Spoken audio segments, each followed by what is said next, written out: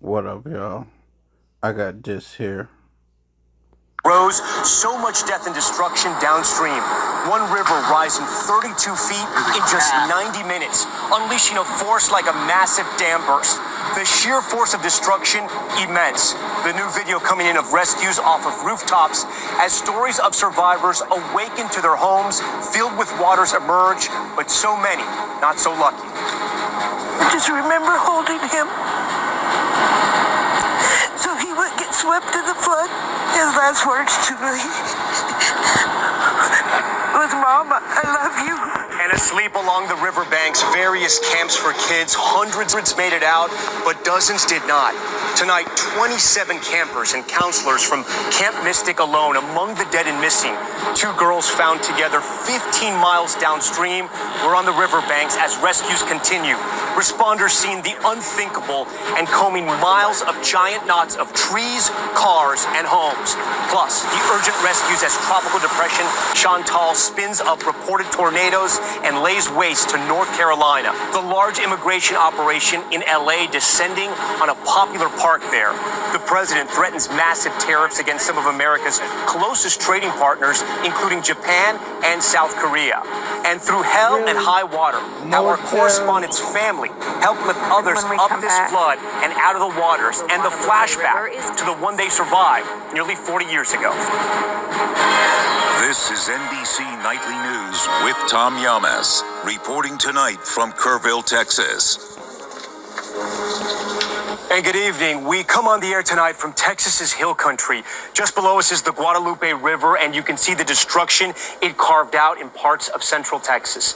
Down there is where the river stands tonight, and we wanted to show you how high it rose, more than 30 feet, even higher from where we are broadcasting live tonight, wiping out everything in its way. And today we were with rescuers digging into mangled cars, caked in mud along riverbanks, crews setting out on airboats and diving into the river, all trying to find signs of life. Survivors trapped, airlifted from their homes to safety. You see it right here.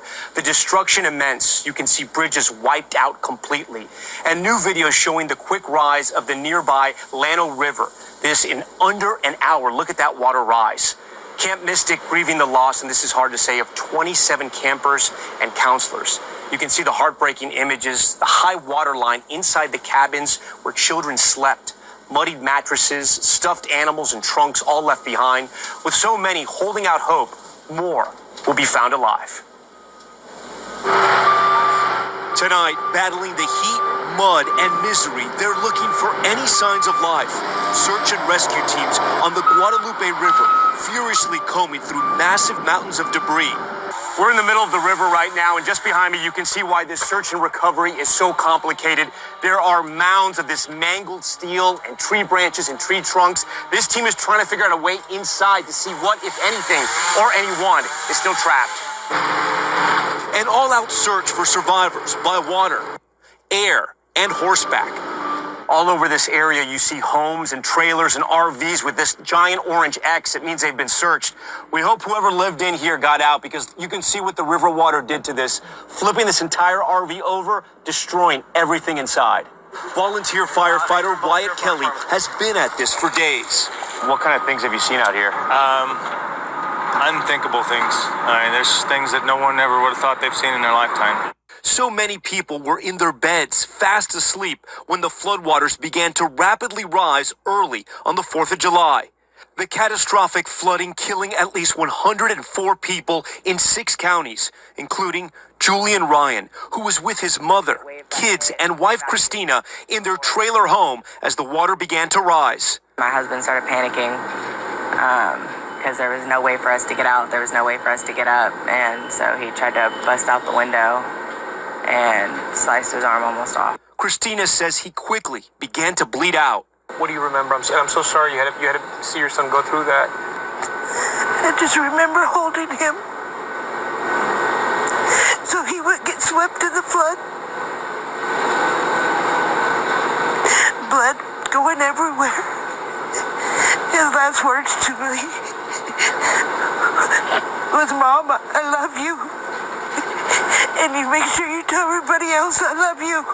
Love them." tragedy also playing out at Camp Mystic, which says 27 of its campers and counselors are among the dead and missing. Hallie Thompson's 10-year-old daughter somehow managed to escape from her cabin. My daughter grabbed onto a tree and grabbed the hand of her friend and put it on the tree. And so one by one, those girls came out and found anything they could cling to. Hallie and 4 other family members were nearby. Their cabin was also surrounded by water. She says their neighbors saved their lives. It feels wrong or strange to feel how grateful that I am that we're all alive while we are still waiting for word about friends' daughters. And while we have received word of the friends' daughters who've died. Lila Bonner, Sarah Marsh, Janie Hunt, Eloise Peck, and twins Hannah and Rebecca Lawrence, just some of the young campers whose lives were cut tragically short. Kellyanne Littall is still missing.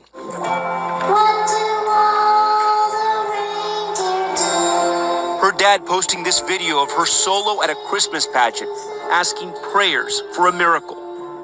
You can see the flood's devastating toll on this century-old all-girls camp in these images. Look at how high the water came into the cabin. The floodwaters tossing muddy mattresses from bunk beds. This pink trunk with the name L flipped on its side. A stuffed animal left behind. A camp nurse posting this haunting video of some of the little girls singing as they evacuated. The Lord above has come to me. The 4th of July holiday brought many families to the cabins that dot the river's edge. We don't know everybody who was here, so we don't know everybody who's missing. Could be even worse, you're saying? Yeah, it will be worse. Because we don't know everybody who's missing. Joe Herring Jr. is the mayor of Kerrville. Took me completely by surprise.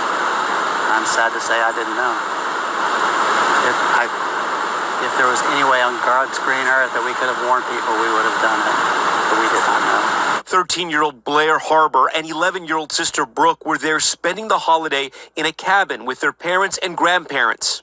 Their bodies were found 15 miles down the river, together. Their school wrote a, quote, powerful symbol of their lasting bond.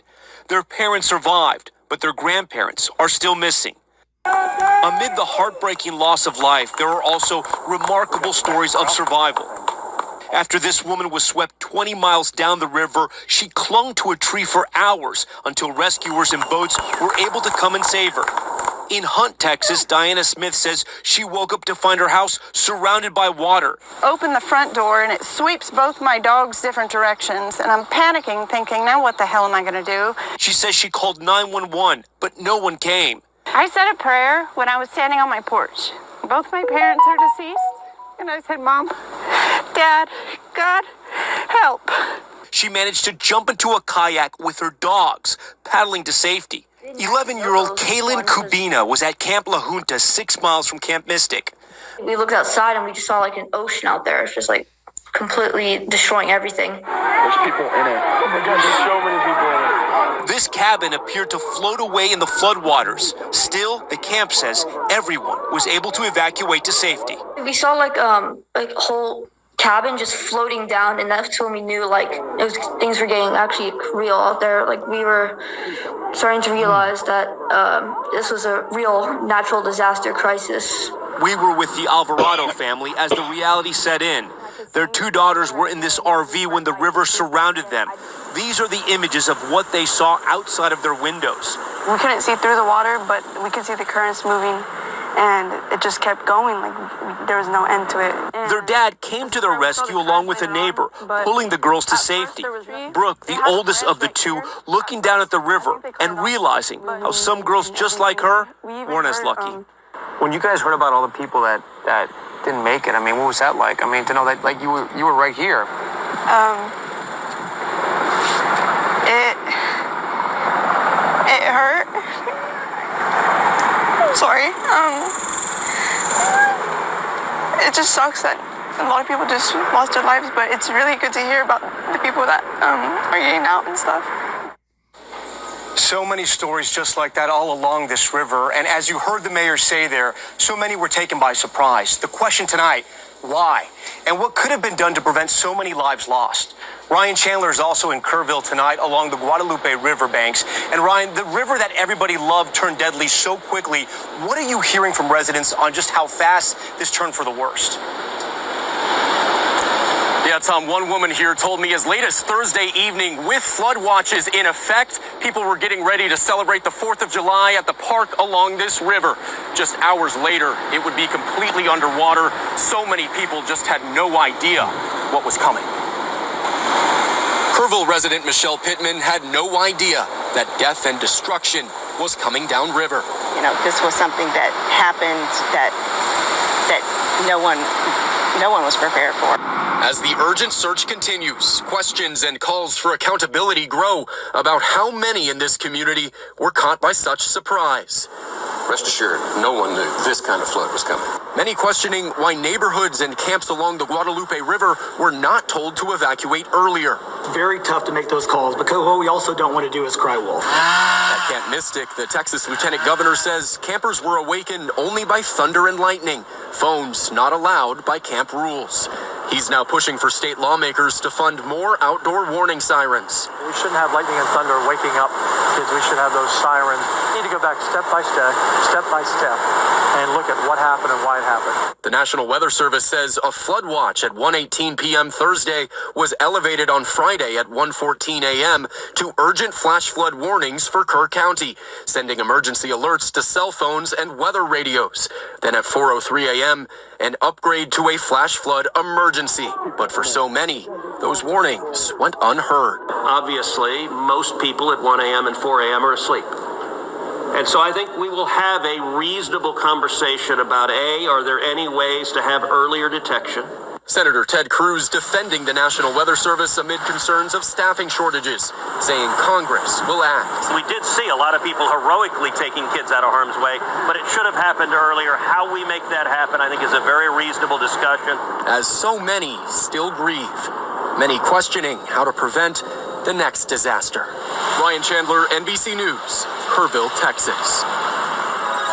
I want to bring in Bill Cairns now. Bill, it has been nonstop rain here for a lot of the day since the 4th of July. Explain to our viewers how this river rose so fast. Yeah, this was wild. So we were expecting a flood watch up to 7 inches of rain. You could see some areas got up to 20 inches of rain. So this was a huge overachiever. And it was all because of the moisture that was present because Tropical Storm Barry, back on last Sunday, that moisture snuck northwards and it was sitting over the top of Texas. So a lot more humid air than normal. Then when we finally had something to trigger that, these thunderstorms, and it just kept raining and pouring in the same exact areas. And there was also a huge drought in this area before. So the ground was really hard. So the water came rushing all the way down these mountains in the hill towns, and you saw the results, a 3-story high wall of water.